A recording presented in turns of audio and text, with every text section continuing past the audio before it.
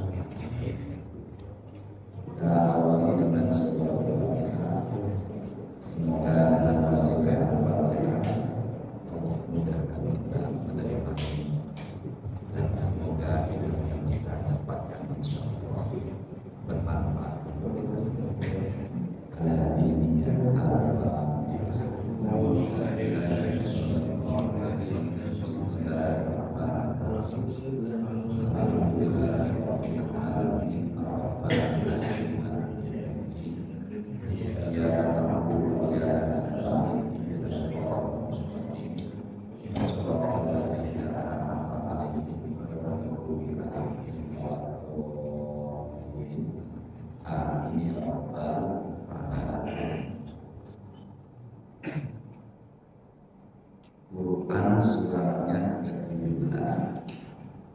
Nama suratnya Al-Isra. Ayatnya 78. Tadi katanya diberikan waktu kurang lebih sampai nanti menjelang doa. Ada pertanyaan? Ya. Allah berfirman, "A'udzu billahi minasyaitonir rajim. Bismillahirrahmanirrahim. Aqimis sholata liduluki syamsi ila ghasaqil laili wa qur'anal fajr. Innahu qur'anal fajri kana mashhuda." Allah gabungkan Quran dengan kata fajar. Sebenarnya Allah gabungkan atau tambahkan dengan kata Quran dengan kata fajar. Dari situ ada pendapat ulama menyatakan karena Allah gabungkan kata Quran dengan kata fajar, maka waktu yang paling utama untuk membaca Al-Quran adalah setelah fajar. Fajar di sini artinya adalah subuh. Maka kalau ada yang tanya apa waktu yang paling utama untuk baca Al-Quran, maka jawabannya adalah apa tadi? Setelah subuh. Jadi waktu-waktu yang seperti ini nanti insya Allah di lain waktu itu baiknya kita membaca Al-Quran agar dalam keseharian kehidupan kita penuh dengan berkah dari bacaan amalan itu Quran. Tapi ada beberapa surat atau ayat yang baiknya itu bacanya malam, ya, yang setelah maghrib atau setelah isya. Jadi baiknya itu dibacanya malam. Nabi pernah bersabda di dalam satu hadis riwayat Imam Baihaqi, "Man qara'a al-waqi'ata kullal lailah lam yaftakir." Barang siapa yang baca Al-Quran suratnya itu Al-Waqi'ah dan bacanya di setiap malam, maka janjinya Allah dan Rasulnya itu dirinya Allah jauhkan dari kemiskinan. Tapi bacanya dalam hadis itu tertulis kullal lailah, setiap malam. Maka keutamaan surat Al-Waqi'ah adalah dibacanya baiknya setiap malam. Allah akan menjauhkan dia dari kemiskinan. Nah, miskin di sini pendapat ulama menjelaskan hadis adalah miskin harta maupun miskin hati. Miskin harta maupun miskin hati. Jadi berapa banyak orang yang bergelimang harta tapi kok hatinya tidak tenang, maka solusi yang terbaik adalah dia membaca surat Al-Waqi'ah. Jadi orang yang duitnya banyak hatinya tenang, solusinya Al-Waqi'ah. Tapi di situ dikatakan membacanya kapan tadi? Setiap malam. Ya Allah, semoga bisa mengamalkan ini, tambah rezeki, hati juga tenang. Jadi mana duit banyak hati nggak tenang, atau duit sedikit tapi hati tenang? Banyak ya, itu nggak ada pilihannya. Semoga duit banyak hati juga tenang. Nah, jadi Al-Waqi'ah ada solusi dari sekian banyak solusinya. Nah,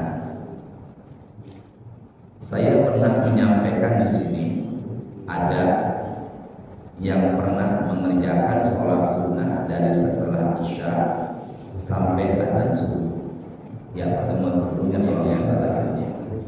Dan itu jumlah total rakaatnya setiap 2 rakaat dia salam, jumlah total rakaatnya itu sampai di angka 250 rakaat. Berapa tadi? 250 rakaat. Tapi baiknya jangan dikerjakan, karena orang yang sholat sunnah dari setelah isya begadang sampai azan subuh itu tidak disukai oleh Nabi Muhammad. Ibadahnya berlebihan. Nah, sekarang ada nggak ibadah yang nilai kandungannya sama dengan orang sholat sunnah sepanjang malam? Ada. Ya, ikuti saya ya. Man qara'a, sama-sama itu. man qara'a bimi'atin ayatin fi lailatin. Nabi bersabda dalam hadis riwayat Imam Ahmad, barang siapa yang baca Al-Quran dalam semalam 100 ayat, maka nilai pahalanya sama dengan orang sholat sunnah sepanjang malam. Yang pernah ada yang mengerjakan berapa tadi itu? 250 rakaat. Maka nanti malam barangkali ingin mencoba, silakan. Dalam semalaman itu ada berapa ayat? 100 ayat, ya. Maka nilai pahalanya sama dengan orang sholat sunnah sepanjang malam. Nah, itu yang 100 ayat dibacanya baik ketika sedang sholat maupun di luar sholat, baik ketika sedang sholat ataupun di luar sholat. Nah, tadi amalan yang membuat kita dijauhkan dari kemiskinan itu sholatnya sholat apa? Apa bacaannya bacaan apa tadi?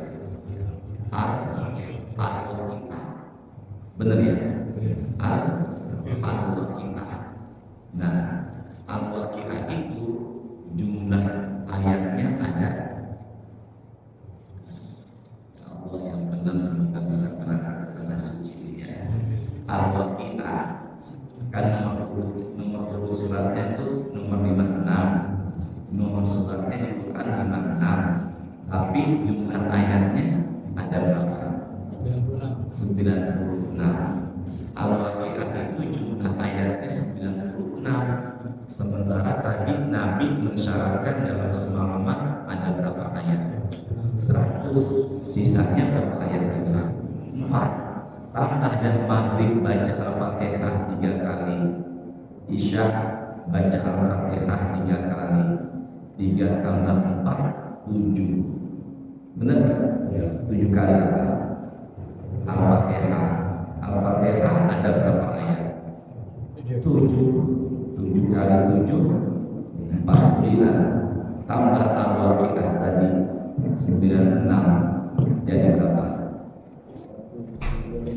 Saya ulangin ya. Al-Waqi'ah kan tadi jumlah ayatnya berapa?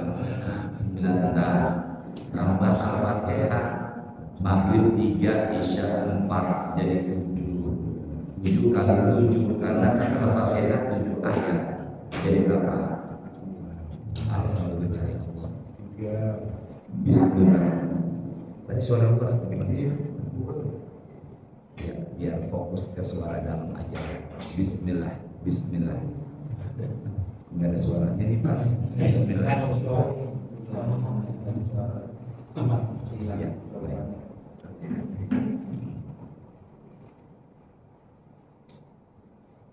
Ya,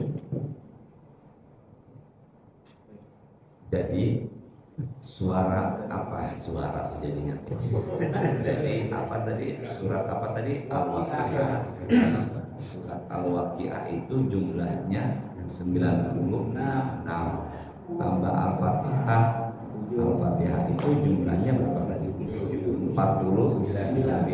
Jadi 145 ya. Benar? 96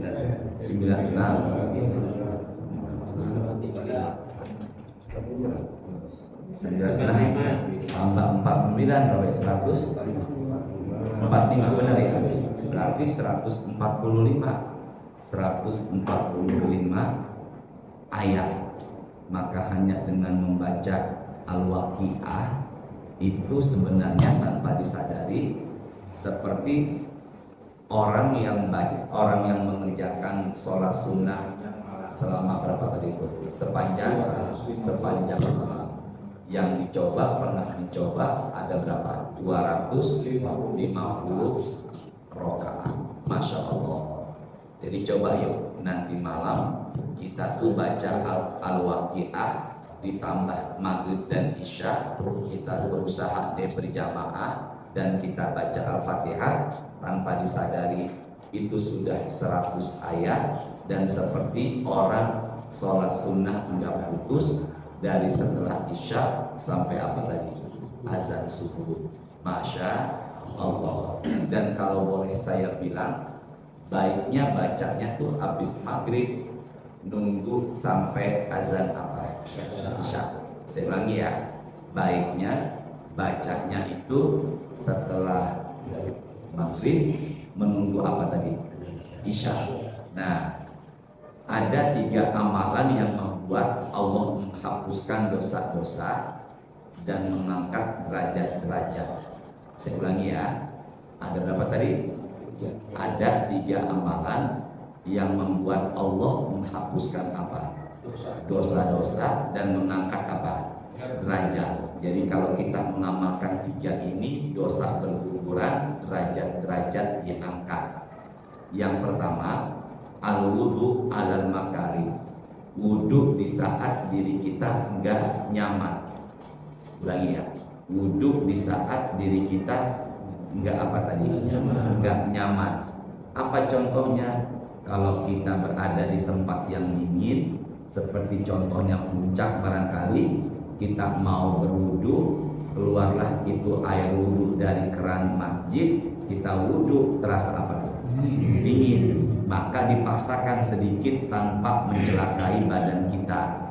Selama badan kita ini nggak celaka, maka tanpa disadari wudu di saat diri kita nggak nyaman menghapuskan apa? Dosa-dosa dan mengangkat apa? Derajat-derajat. Maka nanti kalau umpama ada di satu tempat yang barangkali wudu kita nggak nyaman, itu sebenarnya menghapuskan dosa-dosa, juga mengangkat apa? Derajat-derajat. Tadi Nabi mengatakan ada berapa amalannya? Ya, berarti ini baru 1 ya. Yang kedua, kasratul khuta ila masajid, kakinya itu melangkah kemana nih? Masjid atau musola. Musola atau masjid itu adalah tempat yang dikumandangkan azan 5 waktu. Apa tadi? Tempat yang dikumandangkan apa? Azan 5 waktu. Berarti kalau umpama nih musola ini masuk apa enggak? Ya masuk, karena dikumandangkan azan berapa waktu? 5. Yang kedua, tempat itu banyak, tempat itu didatangi umat muslim untuk berjamaah. Tempat itu didatangi siapa tadi? Umat muslim untuk apa? Berjamaah. Maka mulai saat ini kita bisa pahami bahwasanya tanpa kita sadari, kaki kita yang melangkah dari mana tadi? Dari rumah ke mana nih? Ke musola. Tanpa disadari sebenarnya adalah penghapus dosa-dosa dan pengangkat apa? Nah, baik kita pergi maupun kita apa nanti? Pulang.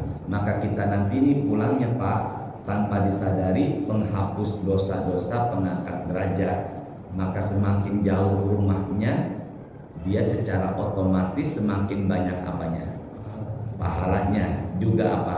Dosanya diangkat, juga apa? Derajatnya, dosanya diampuni, juga apa? Derajatnya diapakan? Diangkat. Bisa dipahami semuanya ya.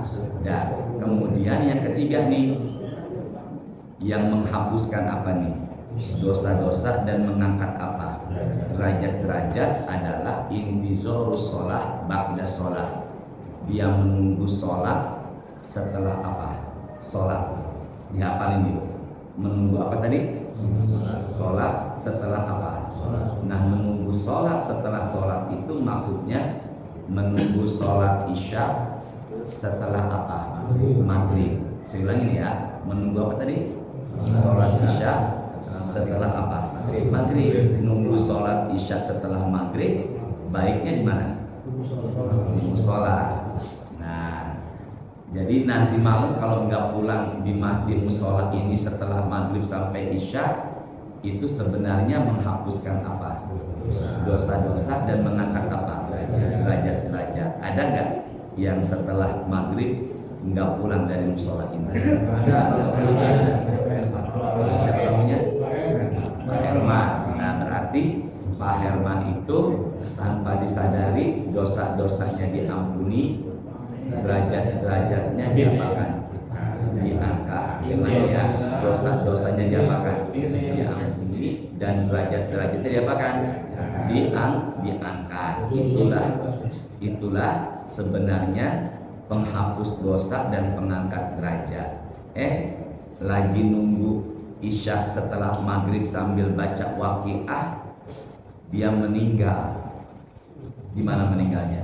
Di musola atau masjid. Maka orang yang meninggal setelah maghrib menunggu Isya sambil ibadah, nggak ngopi, nggak ngerokok. Ada nggak yang nungguin Isya tapi ngopi sama ngerokok? Itu mah nggak masuk itu. Ya, yang masuk itu adalah yang apa tadi? Yang ibadah. Maka apa yang terjadi? Maka dia itu meninggalnya namanya adalah ribatun. Apa tadi? Ribatun. Ulangi. Apa tadi? Ribatun itu apa? Ribatun itu adalah orang yang meninggal setelah maghrib menunggu Isya tapi ibadah. Nah, dalam Islam ribatun adalah dianya di kuburan tapi pahala menunggu Isya terus mengalir sampai hari kiamat. Itu namanya apa? Ribatun. Mau Pak Herman meninggalkan mau? Ini meninggalnya apa tadi itu? Ribat, ibadah ini. Bapak yang belum pernah mengerjakan nunggu Isya setelah maghrib, kalau boleh saya sarankan ya, sesekali dikerjakan. Jadi habis maghrib tuh nggak pulang. Kalau bisa mah ada dah 1 bulan yang dapat ya, habis maghrib nggak pulang sampai apa tadi? Isya. Itu kalau bisa mah ada yang dapat ya. Ada di sini.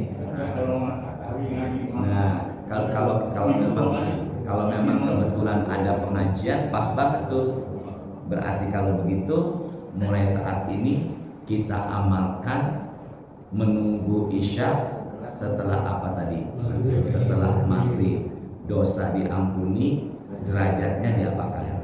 Diangkat. Dan kalau meninggal berarti meninggalnya itu disebut dalam Islam apa meninggalnya?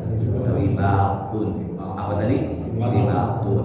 Nah, kalau begitu ada loh amalan yang membuat kita meraih sholat sunnah sepanjang malam, yaitu dengan membaca Al-Quran sebanyak berapa ayat semalaman? 100. Maka inti pembahasannya pagi ini, apapun ibadah harus pakai apa? Ilmu. Sampai di sini ada yang belum jelas atau saya teruskan dulu dikit lagi ya. Yang kedua nih contoh ibadah yang harus pakai apa nih? Ilmu. Ada salah seorang istri Nabi, namanya itu Juwairiyah. Namanya bukan Juhairiyah Pak. Ada juga tuh di Jalan Pelamboyan. Iya, jualan nasi uduk dia. Juhairiyah Mpo Juju ya. Nah, ya, sampai mana tadi sih ngomong ya? Jualan nasi uduk. Juhairiyah. Apa Juhairiyah? Siapa tadi? Juwairiyah. Sini ya, kita fokus ya. Juwairiyah ini istrinya Nabi. Saya ulangin ya. Juwairiyah ini istri siapa tadi? Nabi. Nabi bermalam di rumah Juwairiyah. Paginya Rasulullah Nabi Muhammad berangkat sholat subuh berjamaah di masjid dari rumah siapa? Juwairiyah. Ketika Nabi berangkat dari rumah Juwairiyah untuk sholat berjamaah di masjid, Juwairiyah Nabi menemukan sedang berzikir. Sedang apa nih? Berzikir. Nah, setelah itu Nabi pulang dari masjid nunggu syuruk dulu. Syuruk itu jam 5 lewat 52 kalau hitungannya sekarang nih. Subuh jam 4:30 lewat 2. Apa udah lebih sekarang? Ya 4:30 lewat 2. Ya kurang lebih ya. Berarti dari 4:30 sampai jam 6. Kalau begitu 1,5 jam ya. Ya benar enggak? 1 jam berapa? 1,5 jam. Apa yang terjadi? Nabi pulang dari masjid ke rumahnya siapa tadi itu? Ya, Juwairiyah masih zikir. Berarti Juwairiyah zikirnya berapa lama? 1,5 jam. Maka Nabi mengatakan kepada Juwairiyah, aku akan tunjukkan zikir singkat yang kalau ditimbang pahalanya bisa mengalahkan zikirmu yang selama ini. Yang berapa lama tadi itu ya? 1,5 jam. Apa yang terjadi? Nabi berzikir, zikirnya singkat nih. Kalau dihitung kurang lebih 10 detikan. Apa Ustaz?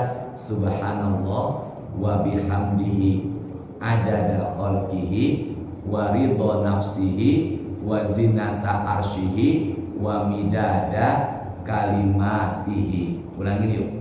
Subhanallah wa bihamdihi adada khalqihi wa ridha nafsihi wa zinata arsyihi wa midada kalimatihi. Nah, zikir itu enggak sampai 1 menit, tapi bisa mengalahkan zikirnya Juwairiyah yang berapa lama tadi itu? 1,5 jam. Masya Allah. Ternyata Juwairiyah berzikir belum mengerti apa ilmunya. Bisa dipahami ya? Coba ke tangan saya yuk. Yang pertama, baca Quran 100 ayat seperti sholat sunnah sepanjang malam. Berapa tadi? Sepanjang malam, yaitu Al-Waqiah ditambah Al-Fatihah tadi. Bisa dipahami ya? Terus yang kedua, apa tadi itu? Subhanallah wa bihamdihi adada khalqihi wa ridha nafsihi wa zinata arsyihi wa midada kalimatihi. Bisa mengalahkan zikir orang yang 1,5 jam setelah sholat subuh. Bisa dipahami semuanya ya? Sekarang yang keberapa nih? Yang ketiga. Baik, nih yang ketiga fokus nih. Fokus ya. Saya baca hadis ini di hadis riwayat Abu Daud. Ya, di dalam hadis itu dijelaskan para sahabat Nabi bersafar. Ulangi yuk. Para sahabat Nabi sedang apa nih? Bersafar. Safar itu apa bahasa Indonesianya? Safar itu apa bahasa Indonesianya? Perjalanan. Salah seorang di antara sahabat Nabi itu kepalanya kena luka. Kepalanya itu kenapa? Kena luka sampai berdarah. Saya ulangi yuk sama-sama ya. Para sahabat Nabi sedang apa tadi? Sedang safar. Tiba-tiba salah seorang di antara mereka kenapa? Kepalanya kena luka sampai apa tadi itu? Sampai berdarah. Tiba-tiba sahabatnya yang kena luka sampai berdarah tidur, dan tidurnya junub. Tidurnya apa? Padahal dia kenapa tadi? Luka dan berdarah. Kalau junub kan berarti nggak boleh sholat kecuali apa? Mandi. Sama-sama yuk, jangan ragu ya. Kalau junub kan nggak boleh sholat kecuali apa? Mandi apa? Mandi wajib. Sementara kepalanya kena apa dia? Kena luka. Akhirnya dia nanya tuh sama teman-temannya. Kata teman-temannya, nggak ada rukhsah, kamu tetap harus apa? Mandi. Maka dia ikutin teman-temannya mandi. Padahal sedang kena apa tadi? Luka sampai berdarah. Dalam hadis dijelaskan, habis mandi dia langsung mati. Habis mandi dia langsung apa? Orang lagi kena apa? Kena luka.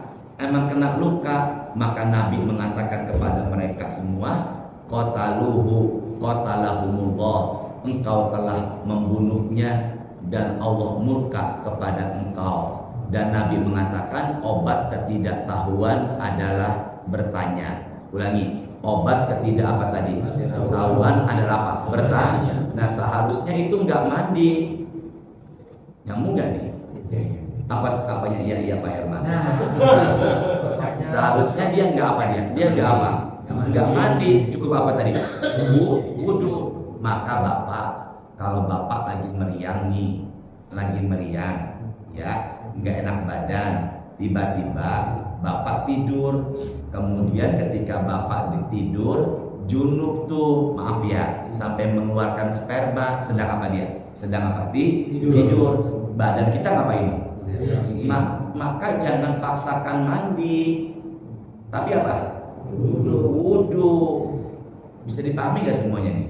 Ya, kejadiannya kayak tadi, karena dia nggak ngerti ilmunya, nanya sama orang yang juga nggak ngerti apa ilmu. Disuruh apa dia?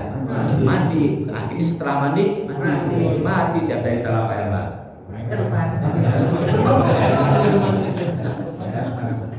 Bisa dipahami semuanya ya? Nah, kalau begitu obat ketidaktahuan adalah apa? Bertanya. Nah, sekarang berikutnya nih yang keempat. Ada dua orang sahabat Nabi sedang berjalan safar, ya, masuklah waktu sholat, tapi dua orang ini enggak menemukan air. Yang bilang masjid salah, semoga berangkat umroh ya Allah. Berapa orang tadi itu? Dua. Nah, dua orang ini berjalan safar, tapi tiba-tiba di tengah jalan sudah masuk waktu apa dia? Sholat. Ya, ternyata dia tidak menemukan apa? Air. Maka dua orang ini sama-sama tayamum. Ya, benar apa enggak nih? Sama-sama apa nih dua orang? Tayamum. Habis dia sholat dengan tayamum, tiba-tiba dia menemukan air. Ulangi yuk. Ketika selesai apa tadi? Sholat, bukan tayamum. Selesai apa? Sholat dengan apa? Dengan tayamum. Tiba-tiba dia menemukan apa? Air. Maka yang pertama mengulangi sholatnya dengan air. Yang kedua tidak mengulangi sholatnya, cukup dengan yang pertama tayamum. Ulangin ya. Setelah sholat mereka menemukan apa tadi? Air. Apa yang terjadi? Yang pertama mengulangi sholatnya dengan menggunakan apa? Air. Sedangkan yang kedua nggak mengulangi, udah. Yang penting mah dia udah apa tuh? Sudah selesai sholatnya, meskipun dia menemukan apa selesai sholat? Air. Nah, dua orang ini mengadu kepada Nabi Muhammad bagaimana menyikapinya, mana yang paling tepat, ngulangin lagi sholatnya apa udah nggak usah ulang, cukup dengan tayamum. Nyambung apa enggak nih? Maka Nabi mengatakan kepada orang yang ngulang sholatnya, lahu ajroni, kamu dapat 2 pahala. Berapa pahala? 2. Kamu dapat 2 pahala. Yang apa nih? Yang apa dia? Yang mengulangi sholatnya. Sedangkan yang tidak mengulangi, Nabi mengatakan asobta sunnah, engkau telah mengikuti sunnahku. Berarti yang pertama mengulangi pahalanya 2, yang tidak mengulangi mendapatkan pahala sunnah, mengerjakan sunnahnya Rasulullah. Jadi sama-sama apa? Sama-sama benar. Bukan untung Pak Herman. Sama-sama apa? Benar. Jadi kalau Bapak sedang perjalanan tiba-tiba enggak menemukan air, maka Bapak menggunakan apa? Debu. Buat apa tuh? Tayamum. Tiba-tiba enggak lama nemuin air, tinggal pilih aja mau ngulang lagi sholatnya atau enggak diulang. Semuanya sama-sama apa? Benar. Yang enggak benar sholat. Gitu jadinya ya. Nah, kalau begitu lagi-lagi harus pakai apa tadi? Ilmu. Nggak bisa Pak kalau nggak pakai ilmu. Segala sesuatu harus dilandasi dengan apa tadi? Ilmu. Makanya itulah pentingnya hadir di mana? Majelis taklim atau majelis apa? Ilmu. Nah, sekarang saya buka Quran nih, suratnya ke-9. Surat ke-9 itu adalah atau 9 At-Taubah, ketiga Ali Imran, At-Taubah. Ya, ayatnya 122. A'udzubillahi minasyaitonirrajim. Bismillahirrahmanirrahim. Wa ma kana al-mu'minuna liyanfiru kaffah. Dan baiknya orang beriman itu tidak sepatutnya semuanya pergi perang. Saya ulangi ya, tidak selayaknya orang beriman itu semuanya pergi apa tadi? Perang. Coba dihafalkan yuk.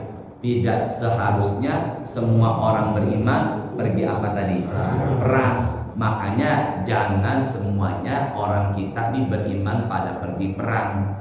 Allah katakan di kalimat berikutnya, falaula nafara min kulli firqatin minhum ta'ifatul liyatafaqahu fiddin. Maka hendaklah ada sebagian di antara kalian itu yang pergi menuntut ilmu agama, yaitu kemana nih? Kemana nih? Majelis taklim, thalabul ilmi. Maka kalau begitu baiknya enggak semua perang, tapi ada sebagian kita menuntut apa nih? Ilmu ke majelis taklim. Dan Allah katakan waliyundiru qaumahum idza raja'u ilaihim la'allahum yahdharun.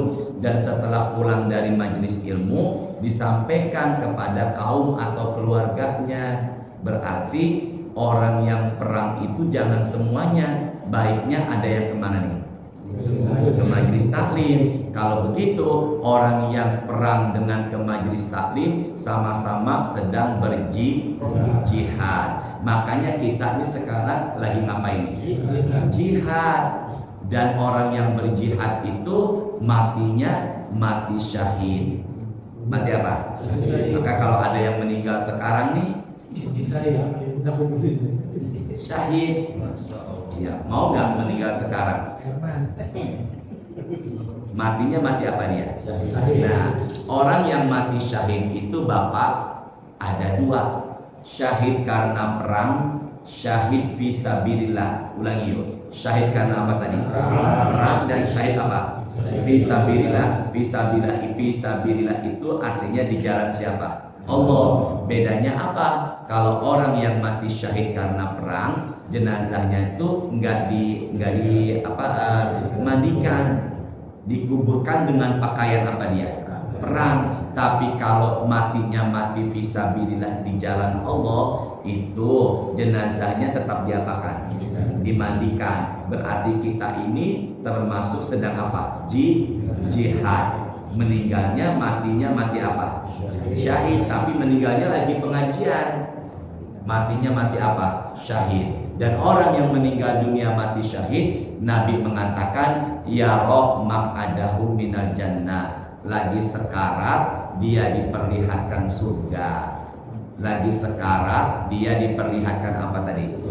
Berarti tempat tinggalnya dia udah tahu di mana, sudah diperlihatkan. Makanya kalau kita melayat, biasanya tuh jenazah mukanya ditutup pakai selendang kain putih, bener nggak? Kita buka tuh penutup mukanya, kok ada jenazah yang wajahnya tersenyum. Kayak gini Pak, istri dapat kabar dari kita nih, istri kita kabarin, Bu, alhamdulillah dapat rezeki nih suaminya. Dia ngomong begini, suami kepada istrinya, ntar agak siang-siangan sedikit, Bapak transfer ya ke rekening Ibu 135 juta. Nah istri kita dapat kabar begitu dari kita, seneng gak? Ya biasa aja Pak Herman. Seneng kan? Benar apa enggak? Seneng. Ekspresi wajahnya bagaimana? Senyum. Tersenyum. Itu baru dapat transferan dari suaminya. Berapa tadi? 100. Masya Allah, kalau duit kayaknya hafal banget ya. Apa yang terjadi? Itu baru transferan duit. Ya, apalagi ini, gini nih. Dia lagi sekarat nih. Inilah surga tempat tinggalmu. Dia apakan dia? Inilah surga tempat tinggalmu. Dia lagi sekarat. Inilah surga tempat tinggalmu. Ini bayangan gak bayangan surga tempat tinggalnya nanti. Berarti udah Pak? Surga ada bidadarinya kelihatan. Ada bidadari. Saya lupa namanya siapa ya Allah. Orang Jepang kayak Heru ya. Terus ya Pak Heru. Ya Allah dia ngincer bidadari. Aduh ya Allah. Satu lagi orang Cepete ya Allah. Ya Allah. Pak Doni, semoga ya. Semoga panjang umur pada sehat ya. Dah bidadari orang Cipete ya. Dah lagi nih. Sampai mana sih ngomong tadi tuh? Transfer bukan. Diperlihatkan. Ya, dia diperlihatkan apa? Surga. Jadi Pak Heru dengan Pak Doni lagi sekarat. Kan lagi sekarat dikasih lihat apa teh? Surga. Makanya wajahnya apa? Tersenyum. Maka ketika dia meninggal, siapa yang meninggal tadi? Heru. Udah nggak begitu. Istighfar, astagfirullahaladzim. Maka ketika itu wajahnya apa dia? Tersenyum. Makanya ada orang yang wajahnya tersenyum karena sedang sekarat, dia diperlihatkan apa dia? Surga. Dah, sekarang baru nih tutup yuk. Nanti kita buka pertanyaan ya. Angkat suaranya yuk. Wa yuzawwiju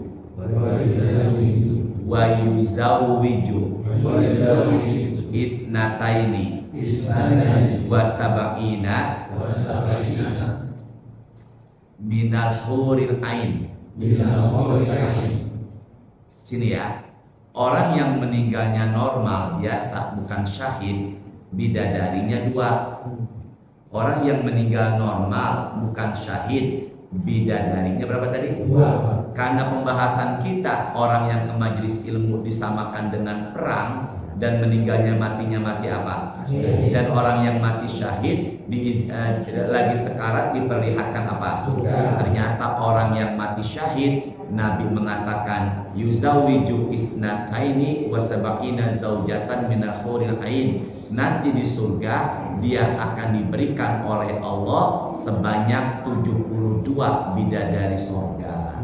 Nih Pak Heru nih baru pas nih. Berapa dia bidadari dia? 72. Makanya kalau misalnya Bang Heru mau dapetin bidadari 72, dia harus matinya lagi pengajian. Berapa kali nih? Dia matinya lagi ngapain nih? Pengajian. Maka di surga nanti berapa bidadarinya? 2. Nah, sekarang istrinya cemburu enggak? Jawabannya apa? Tidak.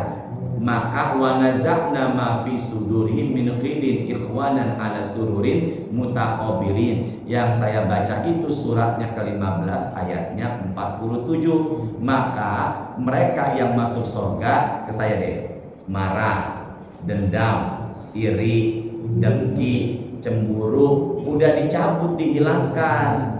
Nyambung apa gak nih? Maka di sorga nggak ada marah. Kalau bahasa Betawi kitanya nih, ambekan. Apa tuh namanya itu? Sama-sama yuk. Ambekan apa? Kalau saya ceramah di Pemalang, ambekan itu sesek napas. Tapi kalau bahasa Betawi saya bukan sesek napas. Apa tuh Bang Doni itu? Dikit-dikit apa dikit-dikit? Dikit-dikit apa dia? Ngambek. Dikit-dikit apa? Ngambek. Sini ke saya deh. Fokus dulu ya. Fokus dulu nih.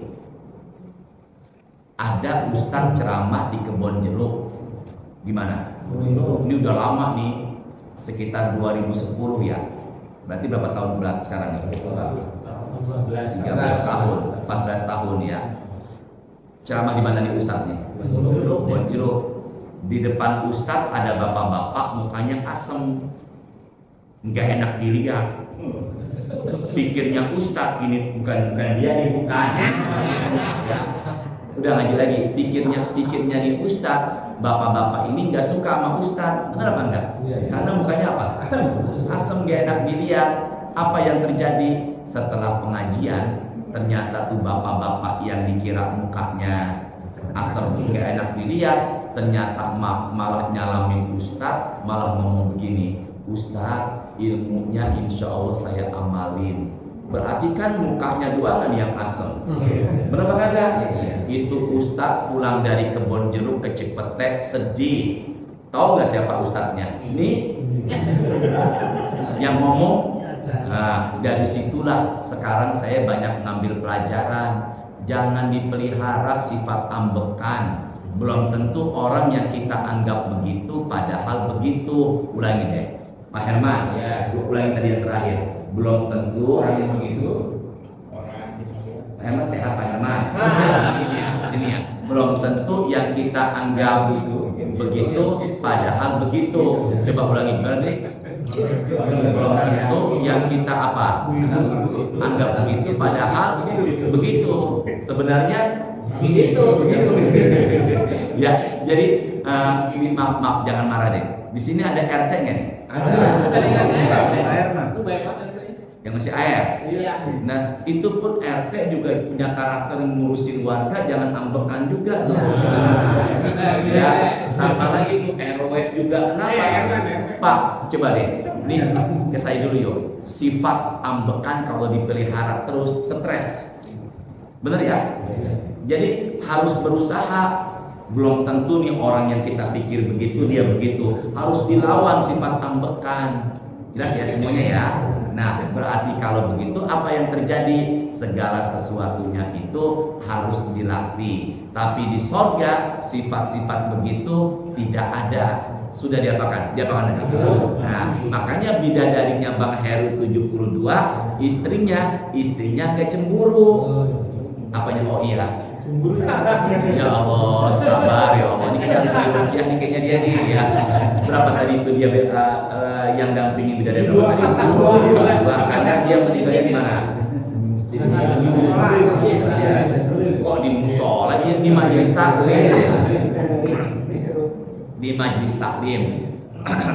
Kemudian kan, apakah istrinya cemburu? Maka jawabannya apa? Tidak, karena rasa cemburu sudah diapakan? Dicabut. Cuma masalahnya gini Pak, kalau punya bidadari berapa tadi? 7. Apakah bisa melayani itu semua? Bisa Pak. Ya Allah Bang, imamnya di samping harus punya sabar ya. Harusnya begini sabar ya. Nah, apa yang terjadi? Nabi mengatakan yutoku wahmi'atun fil jima'. Laki-laki yang masuk surga Allah berikan kekuatan berhubungan dengan bidadari melebihi tenaga 100 kali lipat laki-laki dunia. Begitu Masya Allah. Ini emang di samping sebelah kiri saya memang qadarullah ya. Udah Allah gini kan ya Masya Allah. Kalau ada orang sini deh, kalau ada orang punya kelebihan, Allah kasih kelebihan, ucapannya apa? Masya Allah. Nah kalau umpama orang itu punya kelebihan, ucapannya Masya. Kalau umpama melihat sesuatu yang bagus hanya Allah bisa menciptakan, ucapannya Subhan. Coba ulangi ke depan dulu yuk. Melihat Allah yang bisa menciptakan, ucapannya apa? Subhan. Sekarang gini, ngelihat gunung-gunung menjulang tinggi kan Allah yang bisa menciptakan, kita nggak bisa, ucapannya Subhanallah. Ngedengar suara Ustadz Muhammad ZA baca Quran, Masya Allah luar biasa, ucapannya apa? Masya Allah. Tadi tuh di perempatan Fatmawati mau ke arah masuk belok kanan, depan saya ada perempuan terbuka auratnya diboncengin, ucapan saya apa? Memang harus dirukiah ini. Itu jadinya ya. Jadi sama-sama berlomba-lomba kita ini mencari kemuliaan, matinya mati apa? Syahid. Sekarang sebelum saya buka pertanyaan, saya tutup nih. Biasanya kita meninggal dunia nanti sesuai dengan kebiasaan. Bener ya? Sesuai dengan apa? Kebiasaan. Pak, ada masjid di Tebet Bang Heru, Bang Doni dan semuanya, Pak Herman. Namanya Al-Ittihad. Pernah dengar nggak? Ada masjid namanya Al-Ittihad. Itu di situ Pak. Kita nonton di YouTube ada tuh. Ada orang yang lagi sujud nggak bangun. Ternyata meninggal lagi sujud. Namanya Bapak Izhar. Bapak Izhar meninggalnya di Masjid Al-Ittihad sedang apa? Berarti kan meninggalnya di rumah Allah. Kalau ke Cepete ke rumah saya sebagai tamunya Allah, sebagai tamunya saya. Berarti kita ini sekarang sebagai tamunya siapa nih? Allah. Kemudian sholat ibadah yang paling pertama dihisab di hari kiamat apa itu? Sholat. Dan gerakan sholat yang paling dekat sama Allah kita lagi ngapain? Sini deh ke saya. Semalam dan nanti malam kalau lagi kita tahajud nih, jangan buru-buru ngangkat kepala ya. Tenang aja dulu tumakninah. Kenapa? Biarkan itu darah mengalir kemana? Ke otak, ke kepala. Itu bisa membuat badan jadi sehat, jauh dari penyumbatan darah. darah kalau udah kesumbat akan kena penyakit apa? Stroke. Nggak lama ini bawa ke dokter mati. Setelah itu apa yang terjadi? Berarti kalau begitu almarhum Bapak Izan meninggalnya di masjid, sedang sholat di gerakan sholat paling dekat. Kata istrinya, suaminya meninggal di masjid karena memang kebiasaan suaminya sholatnya selalu berjamaah di mana? Masjid. Berarti Bapak, saya dan kita semua saya berpesan, jadikan kebiasaan kita kebiasaan ibadah. Ulangin yuk, jadikan kebiasaan kita kebiasaan apa? Ibadah. Sama-sama ulangin lagi. Jadikan kebiasaan kita kebiasaan apa tadi? Ibadah. Maka kita nggak mustahil meninggal dunia lagi apa? Ibadah. Lagi baca Al-Mulk. Tabarakalladzi biyadihil mulku wa huwa ala kulli syai'in qadir. Dia meninggal, maka meninggalnya sedang baca Quran surat Al-Mulk, maka insya Allah husnul khotimah. Pak, saya nggak mengada-ada ya. Di Jagakarsa ada orang mancing sambil rokok, rokoknya jatuh, mati. Iya, rokoknya mati Pak. Bisa. Apanya yang mati? Yang mancingnya? Enggak. Ada nggak di sini mancing nih? Ada. Nggak, maksud saya ada nggak yang mau mancing di sini nih? Nggak ada yang mau mancing? Ya, sini deh. Udah, waduh, udah lewat waktunya. Buka pertanyaan dulu Pak Herman. Ya, silakan Pak Herman. Dibuka pertanyaan dulu, silakan. Baik, untuk termin yang menit terakhir ini mungkin ada perhatian yang ingin tanya tentang apapun boleh, mengenai dengan agama atau apapun. Ya, Pak Heru. Kalau kita di pesawat memang ada kamar mandi, tapi untuk wudunya kan ribetnya. Itu kita boleh tayamum. Masya Allah, ini yang nanya begini berarti sering naik pesawat nih. Kalau kita naik pesawat, kan di pesawat ada air, bener ya? Tapi kok banyak jamaah umroh itu dengan cara sholatnya pakai apa? Tayamum. Maka di mana kita berada itu ada debu. Bener ya? Sampai di sini pun meskipun ruangannya AC, ada debu apa enggak? Makanya disitulah ulama Saudi mengatakan di pesawat itu ada apa tuh? Ada apa? Ada debunya di pojokan-pojokan, kemudian di kursi-kursinya, itu ada apa? Di dinding-dindingnya, dinding pesawat ada apa tadi? Debu. Tapi kan di situ ada air. Sementara di pesawat itu ketika kita berwudu bisa, tapi dikecualikan ketika di pesawat satu kita merasa kesulitan dalam berwudu, kemudian yang kedua airnya sangat apa? Terbatas, dan ketika itu sedang safar Allah memberikan kepada hamba-hambanya rukhsah atau keringanan, maka boleh ketika itu untuk apa? Tayamum. Maka di pesawat meskipun ada air wudhunya, maka itu boleh untuk apa? Tayamum. Tapi kalau umpama Bang Heru naik pesawat tiketnya bisnis, yang kelasnya VIP, yang kamar toiletnya juga lebih luas, airnya lebih nyaman buat berwudu, dia maunya wudu, boleh juga apa enggak? Boleh juga. Berarti kasusnya kayak tadi, habis ada yang ngulang setelah setelah sholat, begitu pula yang nggak ngulang. Jadi silakan, itu tergantung kepada pilihannya kita. Jadi mau menggunakan air di pesawat juga boleh, bertayamum juga boleh. Kalau saya boleh menyarankan, pakailah keringanan dari Allah. Bisa dipahami nggak? Nah, silakan, ada lagi nggak yang lain? Silakan. Selain Bang Heru. Ustaz. Ya, ini Pak Herman. Pak Herman tinggal di mana Pak Herman? Di sini belakang. Berarti kalau seandainya dia mau biar pahalanya gede, dia harus kemana pulangnya tuh? Muter Blok M. Ya, silakan Pak Herman. Sekarang kan kita lagi musim Wapres Pak, pemilih Pak. Kalau kita pilih satu calon presiden, Waduh, berat nih. tiba-tiba orang ini dalam perjalanan waktunya berbuat dosa. Kita sebagai pemilih nih, dosa atau enggak? Ya ngomongnya biasa aja, jangan lalu saya ngomong ambekan saya.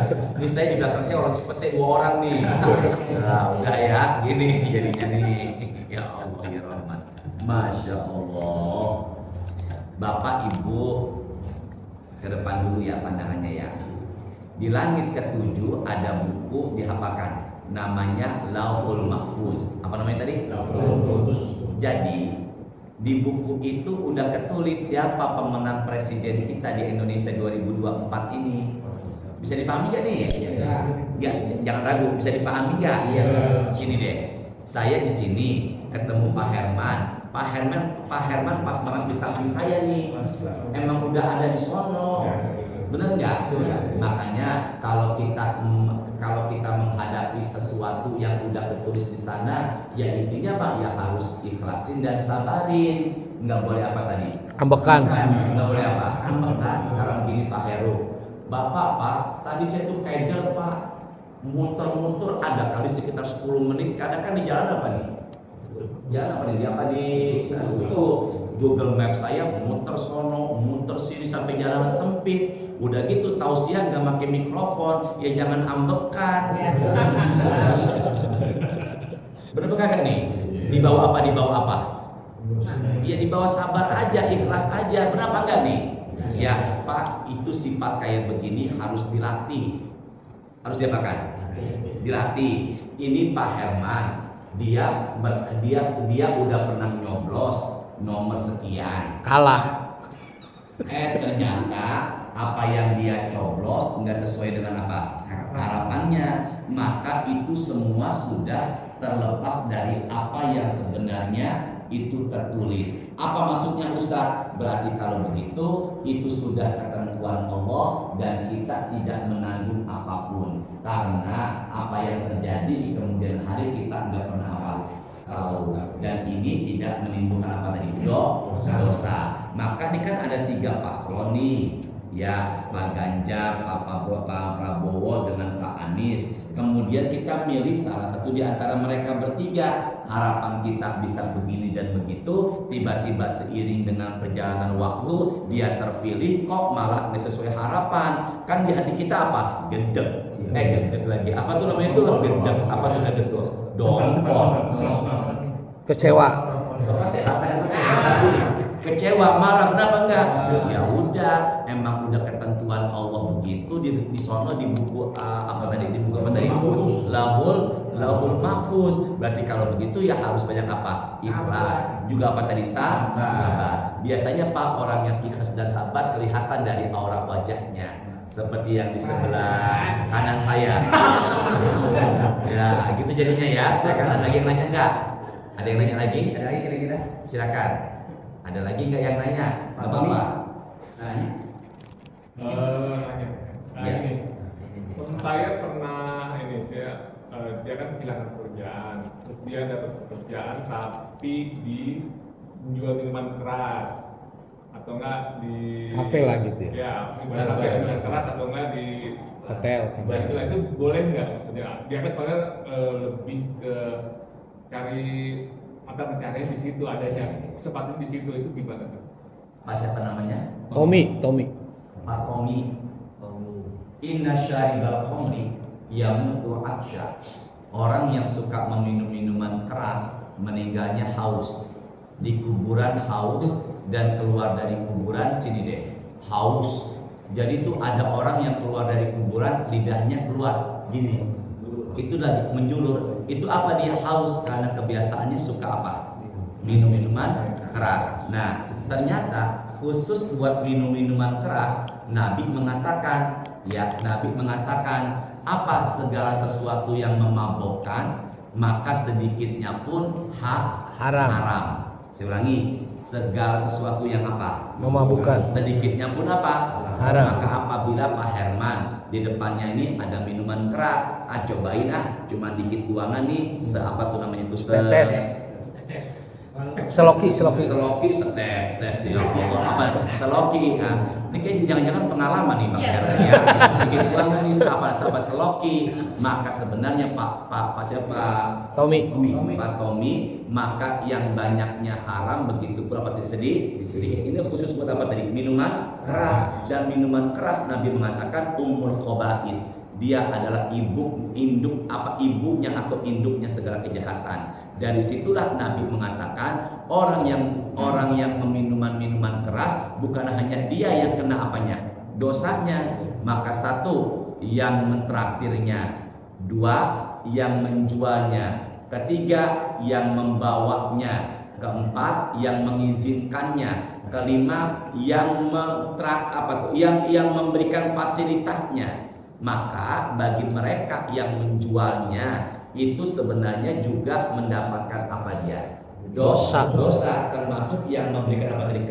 Kemudahan. Maka dalam hal ini dikesampingkan, ntar anak sama istri makannya bagaimana? Ini Allah katakan dalam Quran surat 39 ayat 10, Azumar inna ardallah wasi'ah. Sesungguhnya buminya Allah itu apa? Luas. Jadi kalau dalam hal ini tidak mengatakan udahlah nikmatin aja dulu jual minuman keras atau ngebantu yang mereka minuman keras, nggak bisa. Dia harus segera hijrah dan minta petunjuk sama Allah, terus berusaha, semoga Allah berikan kemudahan. Begitu Pak Tony. Ya maksudnya sorry Pak, tidak segampang itu mendapatkan sesuatu yang ini yang lebih baik gitu. Tapi untuk kedepannya untuk ekonominya dia dapatnya kan itu dapat jualan minuman keras. Baik, saya Maulid Nabi bertemu dengan Ibu Airin di Tangerang Serpong. Ibu Airin bilang begini sama saya nih, Ustadz, bagi dia nih, hidup ini adalah pilihan. Apa tadi? Pilihan. Hidup ini apa tadi? Pilihan. Jadi saya mau maju sebagai gubernur Banten atau tidak, itu menjadi apa? Pilihan. Benar apa enggak? Benar. Sebenarnya ketika dia menerima pekerjaan itu sebenarnya juga adalah apa? Pilihan. Bisa dipahami ya semuanya? Ya. Jadi tidak bisa mengatakan tidak semudah itu meraih pekerjaan. Sebenarnya ketika dia menentukan bekerja di tempat penjual minuman keras, itu juga awalnya adalah apa? Pilihan. Dia mau pilih atau enggak. Dan karena kita Allah berikan apa ini? Akal yang bisa membedakan mana yang baik dan apa? Buruk. Ketika buruk dan memiliki efek yang buruk, karena ketika kita memberikan sesuatu dari uang haram kepada anak istri itu efeknya beda tuh. Ucapan mereka, pola pikir mereka, ibadah mereka, maka lagi-lagi kembali kepada dianya. Hidup ini pilihan. Kalau umpama boleh dipilih nih Pak sama kita nih, Bang Heru nih, kalau boleh dipilih, hidup ini apa tadi? Pilihan. Bang Heru duitnya banyak, kan bisa aja dia berzina dengan perempuan-perempuan yang lain. Benar apa enggak nih? Benar apa enggak? Tapi enggak dipilih sama dia. Kenapa? Karena Allah sudah anugerahkan dia akal pikiran yang luar biasa. Amin. Makanya dari tadi muter-muter terus ngerekam kita nih, ya. Jadi begitu Pak Tommy. Saya tidak mengatakan nggak semudah itu pekerjaan, tapi kembali lagi hidup ini memang adalah apa tadi? Pilihan. Dan yang memilih adalah kitanya sendiri nih. Nah, bisa dipahami semuanya? Ya. Apa ada lagi sebelum tutup dengan doa? Ada lagi nggak? Nggak apa-apa. Ibu-ibu ada mau nanya? Oh ada ibu-ibu? Ada. Yang nyiapin Ada makanan. yang nanya kali? Ada yang tanya? Bu, ada yang mau nanya nggak Bu? ini orang tua yang punya anak 2 perempuan itu tanpa disadari perlindungan dari api neraka. Jadi siapa yang punya 2 anak perempuan? Saya 3 malah. Wah, apalagi 3 nih. Masya Allah. Kunci surga ya. Maka berarti bisa jadi surganya Bang Heru melalui anak perempuannya. Amin. Kalau begitu bukan melalui sholat subuhnya, ya bisa jadi, ya. Berarti kalau begitu ada keistimewaan khusus apabila orang tua punya anak apa tadi? Perempuan. Makanya saya ingat ini pada perempuan anak-anak kecil ini, maka sebenarnya ini keberkahan juga buat siapa tadi? Orang. Karena anak perempuan itu dulunya di zaman jahiliyah dikucilkan. Benar nggak? Iya. Dikubur apa? Hidup. Padahal sebenarnya keberhasilan seorang anak nggak lepas dari peran siapa? Orang tua. Bahkan juga bapak keberhasilan seorang bapak suami nggak lepas dari perannya siapa? Istri. Ibu atau istri. Cuman jangan dibalik, kalau begitu banyakin istrinya. Jadi semakin banyak yang berperan, ini salah ya. Ya barangkali ini yang bisa saya sampaikan. Semoga ada berkahnya. Ya, ini pada mau ikut saya ke Cepete apa enggak nih Pak Doni dengan Pak Heru? Ya, kapan ada waktu silakan ke rumah saya. Semoga kita semua diberikan umur panjang dan sehat. Amin. Silakan berbeda pasangan, tapi harapan saya tetap jaga hati, jangan Bekan. Tuh garis bawah itu. Masuk di grup, dikit-dikit nyinggung perasaannya, keluar dari grup. Left. Oh iya left benar. Ya Allah, dia lagi. Ya Allah, ya. Semoga Adminnya dia. pertemuan dari berkah. Subhanakallahumma wa bihamdika asyhadu an la ilaha illa anta astaghfiruka wa atubu ilaik. Astaghfirullahaladzim. Allahumma anfa'na bima 'allamtana wa 'allimna ma yanfa'una warzuqna uluman tanfa'una fid dunya wal akhirah. Allahumma a'inna 'ala dzikrika wa syukrika wa husni ibadatik. Allahumma barik lana fi Rajab wa Sya'ban wa balighna Ramadan. Allahumma shalli wa sallim ala sayyidina Muhammadin walhamdulillahi rabbil alamin. Yuk sallallahu ala Muhammad sallallahu alaihi wasallam. Sallallahu ala Muhammad sallallahu alaihi wasallam. Sallallahu ala Muhammad sallallahu alaihi wasallam. Sallallahu ala Muhammad sallallahu alaihi wasallam. Sallallahu ala Muhammad sallallahu alaihi wasallam. Sallallahu ala Muhammad sallallahu alaihi wasallam. Sallallahu ala Muhammad sallallahu alaihi wasallam. Sallallahu ala Muhammad sallallahu alaihi wasallam. Sallallahu ala Muhammad sallallahu. Setelah itu ada harapan ya.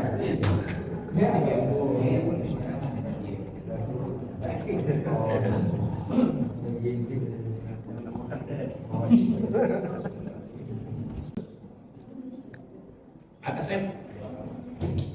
Ada yang juga kan? Ada yang يا من صليت بكل الأنبياء يا من في قلبك رحمة للناس يا من ألفت قلوبا بالإسلام يا حبيبي يا شفيعي يا رسول الله بأمي وأبي فديتك سيدي صلاة وسلام عليك يا نبي حبيبي يا محمد أتيت بالسلام والهدى محمد حبيبي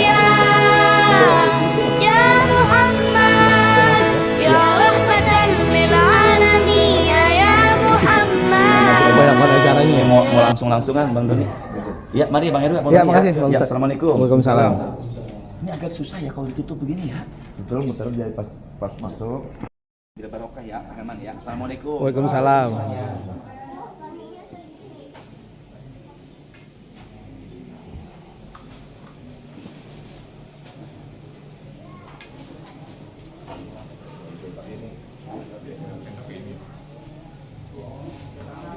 Ayo, Pak Heru.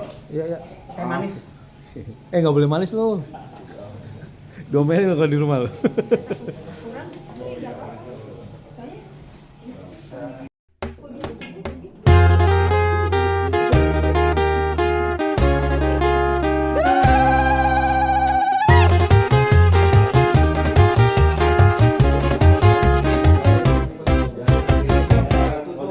مقادير يا كلب العنا مقادير والسم بالعنا مقادير يا كلب العنا مقادير والسم بالعنا